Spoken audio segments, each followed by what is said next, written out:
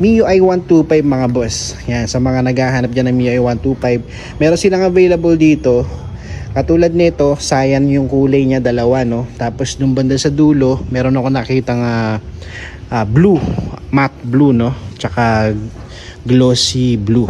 Alright, so yan, sa price range naman ng mga MIUI 125 nila dito mga boss, yan, katulad nito, nakakalaga to ng 59,800. Tapos yung isa naman is 55,000.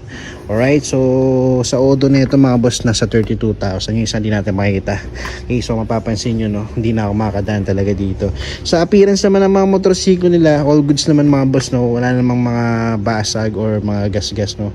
Medyo maganda pa yung mga kondisyon ng mga motorsiklo nila dito. Alright, so ito sa mga naghahanap dyan ng MIUI 125. Tapos dun mga boss, meron ako nakitang Honda Beat na glossy white. So nagkakalaga lang siya ng 50